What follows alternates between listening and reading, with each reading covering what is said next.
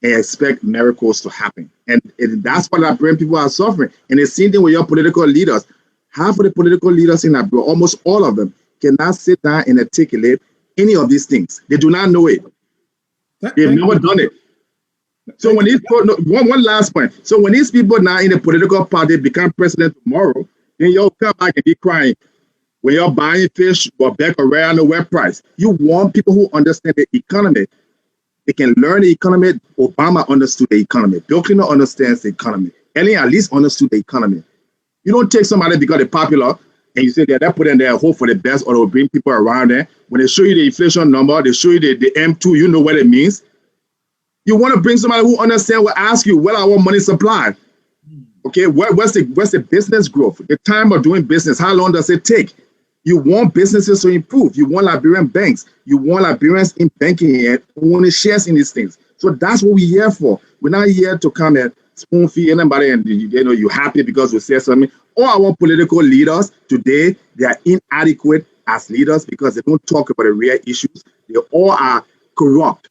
They only want to be in power so that they can put the people there too.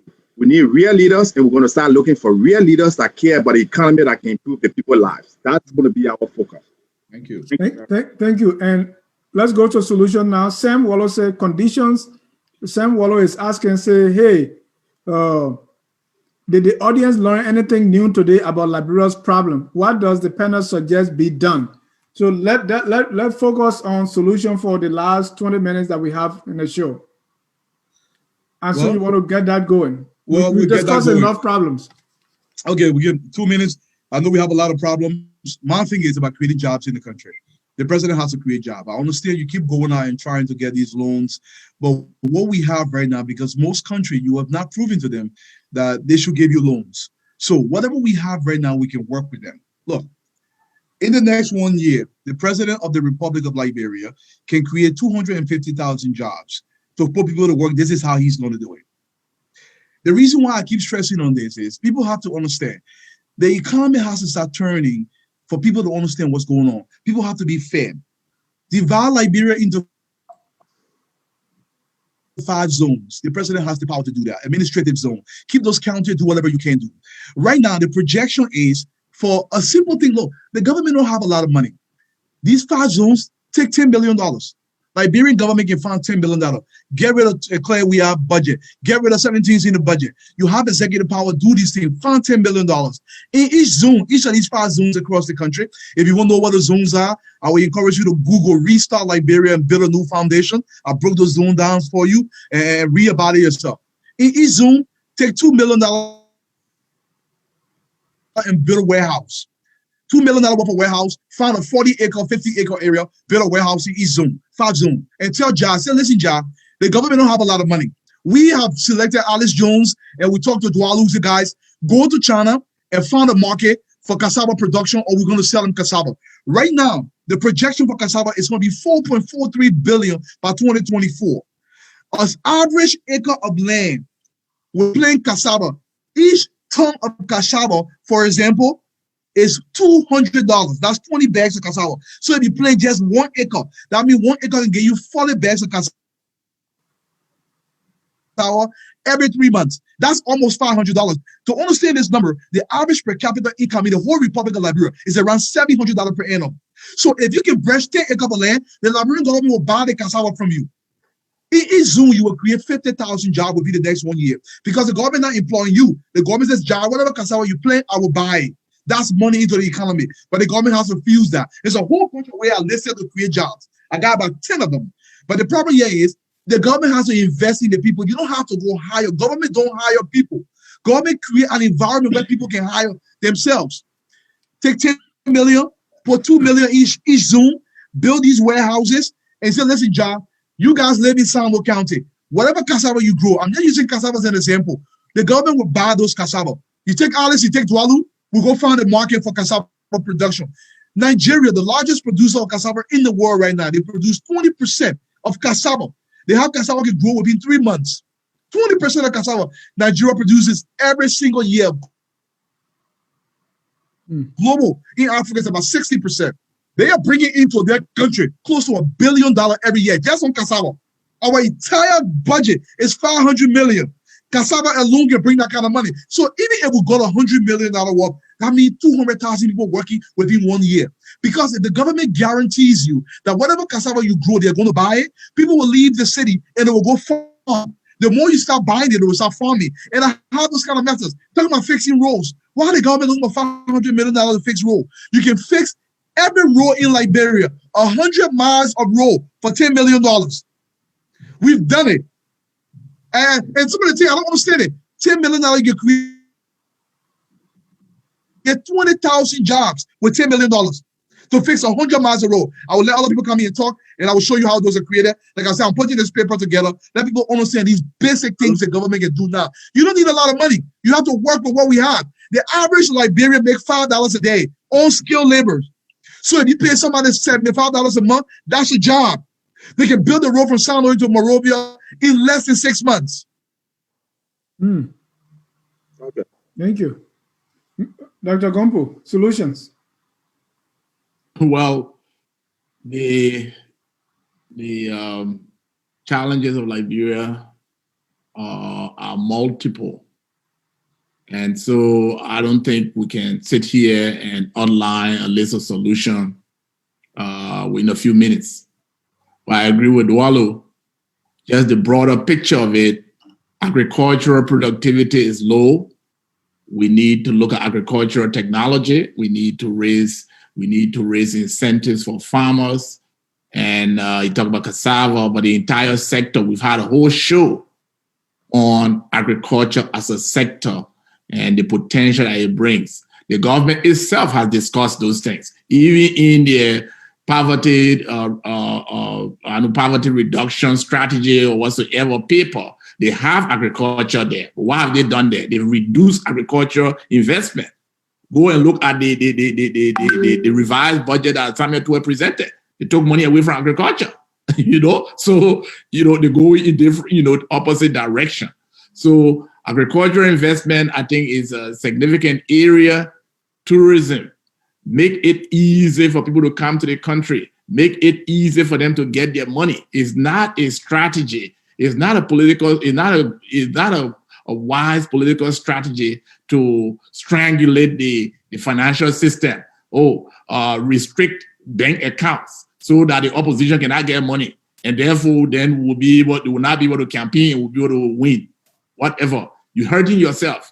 So, liberalize tourism, liberalize travel, improve security. The more security improves, the more people will come into the country. People are coming to the country, they're coming with money. Nobody travel to your country without money. Most of the time when people come in, they come to spend. In fact, they spend more on their families when they go there. So tourism is a quick, low-hanging fruit. Bring in, an infusion of revenue. Reduce the bureaucracy at the port. Okay? Because what is happening now is that since these guys came in, the bureaucracy at the port has become so much. The corruption at the port has become so much. Some of those people, they deliberately hold people things after they arrive so that people can give up. They can give up their containers, and then they can go and auction it, and then they buy it from themselves. Right. That's how people are getting rich there. So what is happening now is that business is going to Guinea. People are taking their cars and they continue to Guinea, and then they're driving it in. When you drive it in, you pay less at the port of entry. People going to Ivory Coast, people going to Sierra Leone. So you hurt yourself. The solutions are just all out there. But Alex said, the human capital is important. If this president does not take the hard decision to let some of his so-called friends go and put Liberia first, then maybe he's tired of being president. That's just why it is. Yeah. It's not a matter of love anymore. Because the point of the matter is, I don't know which music said, what does love has to do with it? People are talking about survival. People are talking about employment. People are talking about quality education. People are talking about the future of their children. Yeah, they will love you, but you can't do the job. Why should they put you? Why should they give you the position? Because they love you. Love has nothing to do with this. Thank you, Dr. Gompo. Let me bring in a caller here. Our background, if we can get a caller in. I think the line there is muted. So we can have, I think it's Anthony Doe.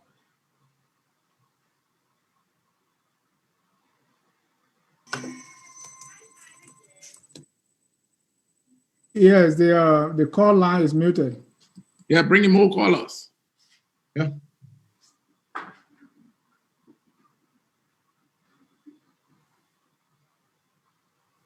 Before we go, while we're waiting for the callers to come in, I would love to share a quick story. You know, some of the fixes that we experienced in the past. That's something we can replicate. Muted. Muted. Hello,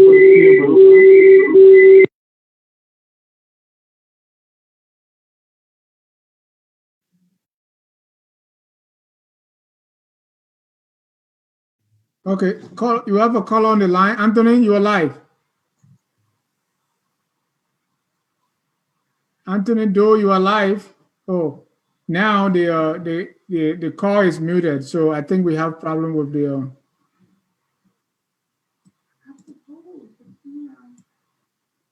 All right. So let me just Yeah, let's talk more of the solutions. Then we can.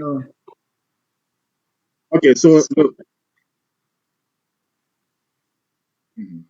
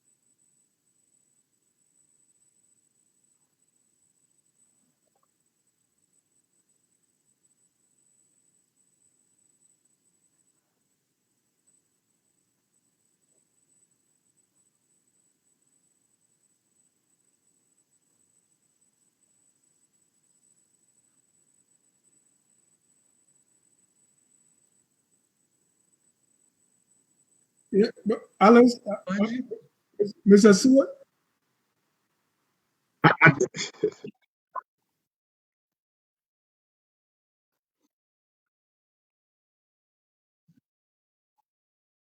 Yeah, yeah, yeah. But Anthony, before you, I let you go, and that's why, since you want to play in the big league now economically, let me push you. Where is the money coming from? Because the first thing is be able to get the money. So why don't we talk the revenue side first before we talk about how much we're giving to who?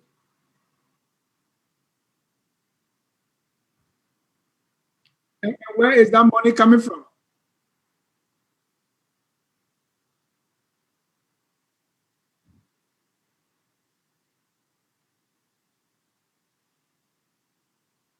Ja, Ja, I think you did well on that. yeah, he did well, Ja. The money is there. The money is not coming from anywhere. First of all, there are certain allocations that the government made should not be making. Look, why are you sending somebody abroad getting $10,000 like they did not too long ago for agricultural break or for medical services? Cut that out of the budget. Why are you even buying anybody car? Why are you giving them scratch cards? Look, the budget is so bloated. You give me that budget, I will script that budget down and find $150 million like it's nothing. Within the confines of, I want to share this story very quickly before we leave the show. And I used to live in Japan. We went to Laos. I shared this thing with Dr. Gompu and Alex the last time. They were trying to construct a road between two zones. And you know, these are tropical locations. It rains a lot. So because these people have these rocks everywhere, like Liberia, you have these giant rocks. From Monrovia to Sando, there's this giant rock everywhere, like a rock mountain. What they did was they got dynamite and they blew up these rocks.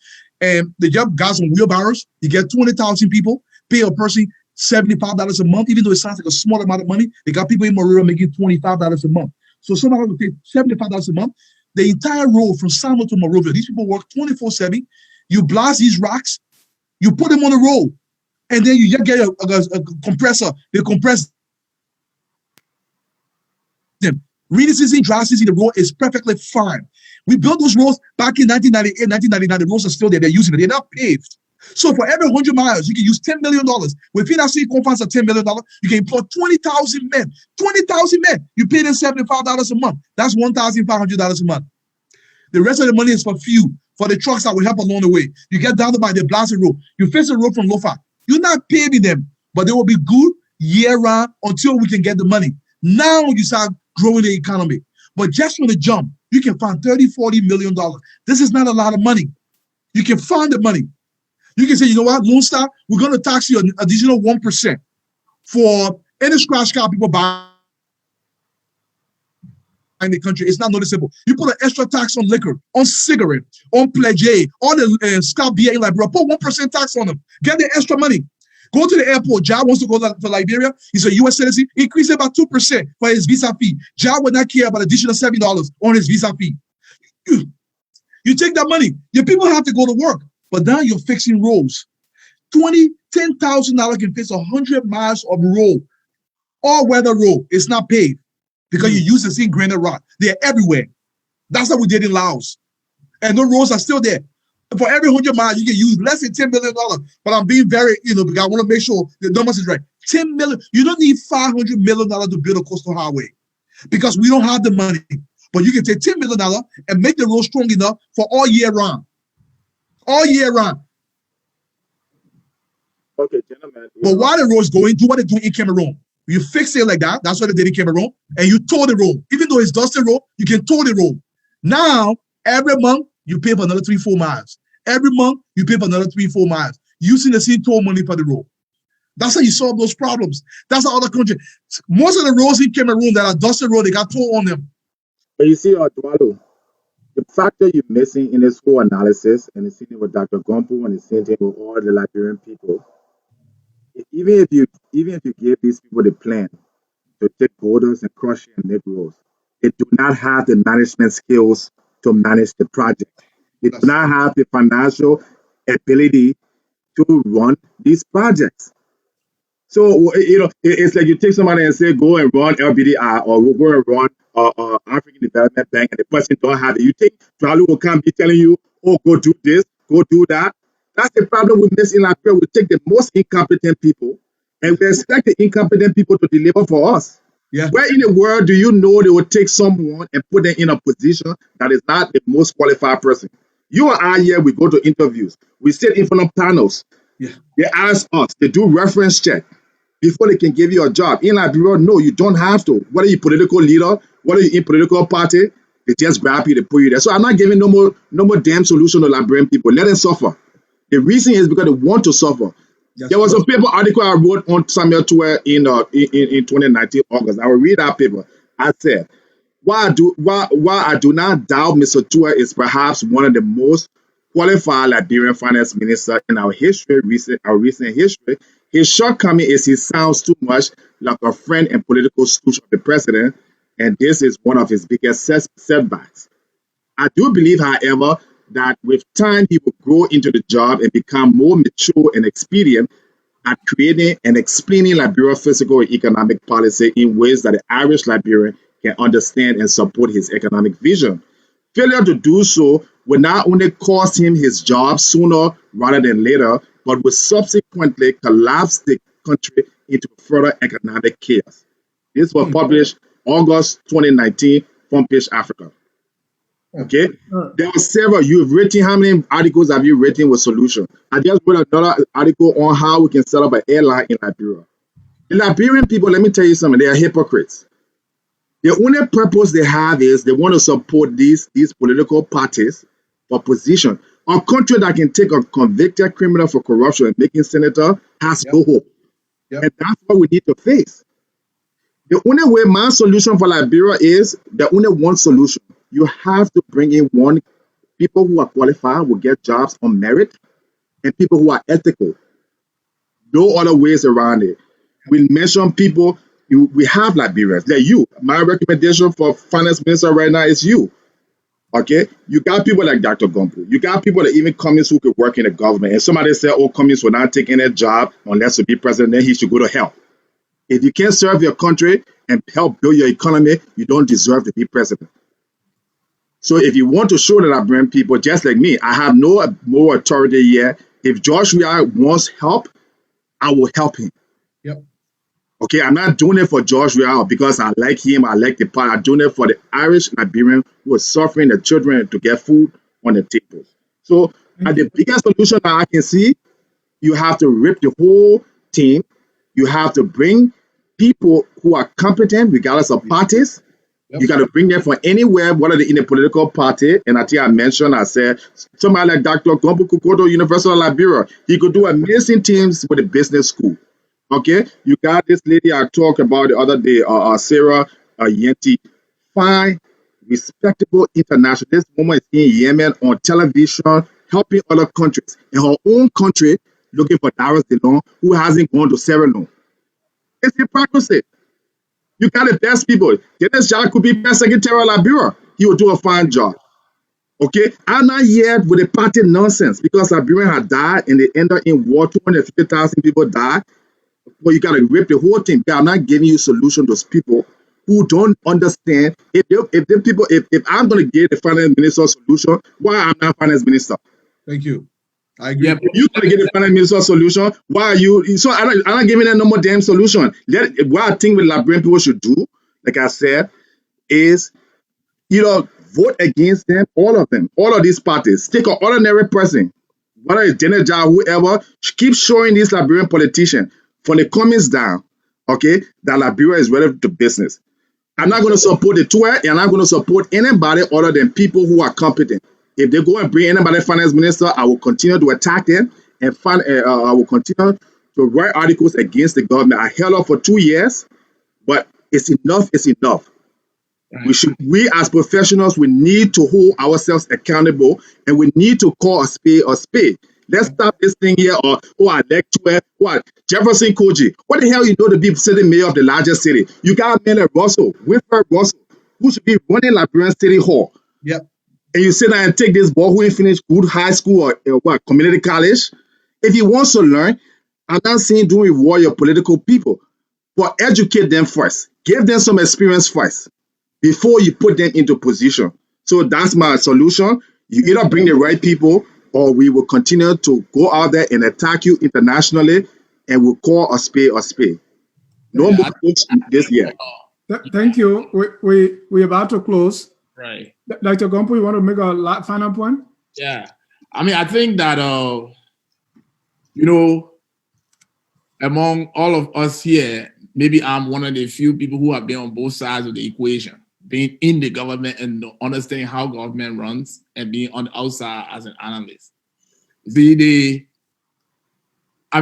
sometimes the solution is glaring, but the political constraints makes it difficult that those who should make the decision worry too about their political survival. So and the public cannot see what is happening behind the scenes.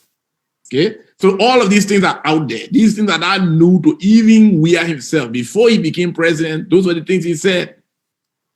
I am not a technocrat, but I'm going to surround myself with the best brains. And that's how I'm going to get the job done. People who don't have the technical expertise, who become leaders, that's what they do. But it takes a big, a conviction. Yep. It takes turning your back against your political allies, because behind the scenes, what they're telling the president is that you didn't come here through all those analysts out there. You came here through our effort. And we want the job. The reason why you're not succeeding is because we, the loyalists, are not in these positions. Yeah. That's why you're not succeeding. When you bring in people who were not part of the team, that's what is going on in CDC. The people are fighting. And they're fighting not to bring great people in, they're fighting for the party loyalists to hold all of those positions. They're not looking at productivity issue. So now the president has to decide, because they all are going to go down. Or he's going to have to have negotiations, peaceful, friendly negotiation with them to say, look, gentlemen, it's better for you to even stay home and get your free check. Right. All the beauty positions that you got no clue about. And these are difficult discussions to have. So the issue now is, it's almost like if he moves towards the technocrat something, if a party will fire him, we're not with you anymore. And those technocrats are not going to be the people that are going to get over the political edge. You see? So it's a very, very difficult situation to be in. Yeah, so. Thank you. Sam Wallace said he doesn't agree with you, Ansu. I responding to him right now. He said, if you allow me, He said China is building a highway between Respond to Kenya. Sanwo while he's listening. The road construction I'm talking about is not paved highway. We don't have the money. Let me read that so that our audience will get what he's saying. Yeah. He said China is building a highway between Kenya and Tanzania. The cost is 750 million. I don't agree with the panelists who suggest highway construction can be done cheaply. And he put the link there for you to follow. Yeah. So just to respond to the brother, Mr. Wolu, I don't know if you understood me clearly, but let me be very clear here.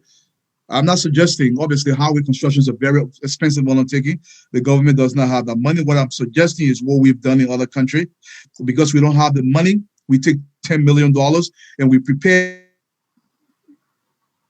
the road to be all year round, rainy and dry season, because we have rocks everywhere in Liberia. We have the boulders everywhere in Liberia. What they did was they dug these holes along the way where you have bad road condition and you pour in gravel, granite rock that you ground. $10 million can do it from Sano to Monrovia. Okay, with about 20,000 men because we don't have the money. So we prepare the road, and then in the future, when we have money, we can spend the $750 million to build the actual road to that point. But what I'm trying to say here is because we don't have the money, we don't have to stop travel in the country. It doesn't have to take me 2 weeks to go to Lopa County when I can prepare the road and still go to Lopa County within 1 day. It's not going to be paved road. It will be road that is prepared for all weather. But using the materials we have. 20,000 people, not only men. You keep saying men. Yeah, men. Okay, people, yes. 1,000 people. Some women want to be part of that team. I agree. And why aren't we building railroads? Why are we focusing on roads instead of railroads? Thank you. We can have that other discussion. Okay. We can end the broadcast and then come back because we've just scratched the surface.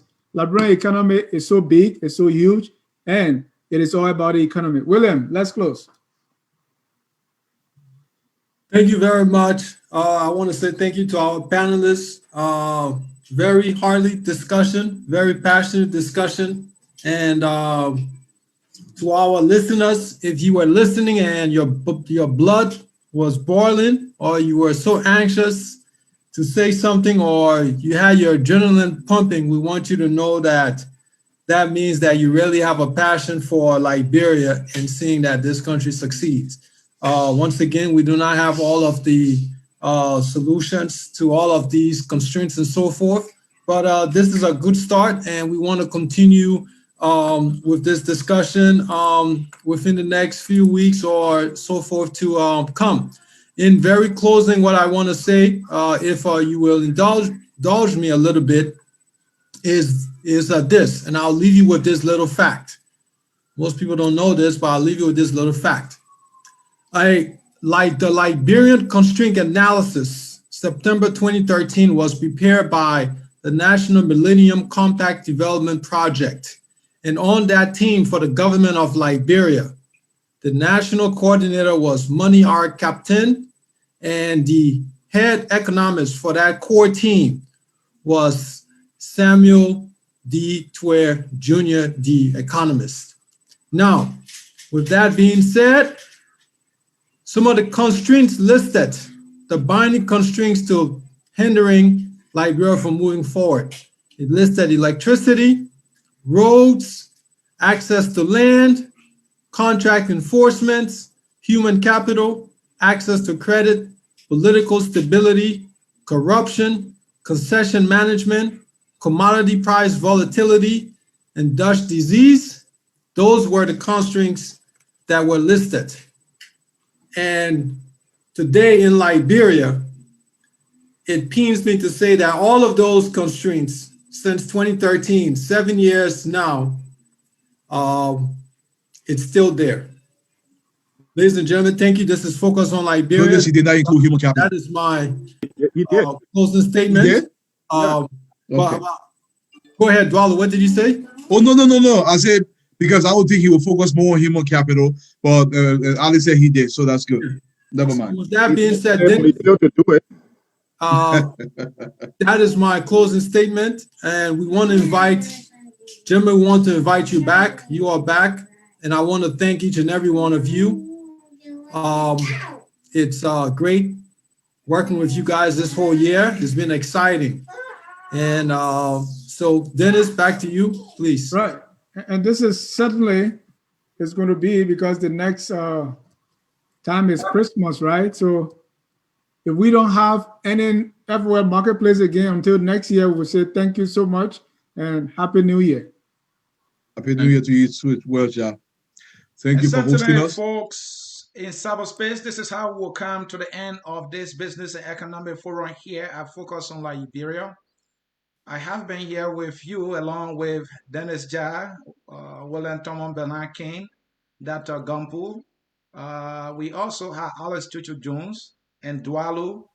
This team of brilliant Liberian minds will remain here on Focus on Liberia every Saturday if possible. And I think we can make that possible to discuss business and economics. I tell you, I'm the guy that like the politics, but the politics is not the way to the political heaven. That path to that political heaven is through the economy, and we must focus on the economy because you have to eat before you can chant that munya munya. This is what I want to close listening to our panelists here. And let me tell you, to you, the experts who know how to make things happen, saying the politicians are not getting you to the table to help make a decision. Stop sitting on the sideline. Get in the political arena because you have the expertise. I'm tired of you guys crying, the politician. What is it that the politicians have that you don't have? Dr. Gompu, let me challenge you. Put your economic hat behind, join in the political race because you have all Liberia needs to make it happen. Alice Chuchu June, stop sitting on the fence and telling me I'm a business guy. Dwalu start telling me, oh, I'm an entrepreneur, I can't do politics. Oh, really? You will cry for long. That's all I have for you. Folks, the sun is, we are all Liberians. Enjoy and bye-bye. We Thank you, Chief. are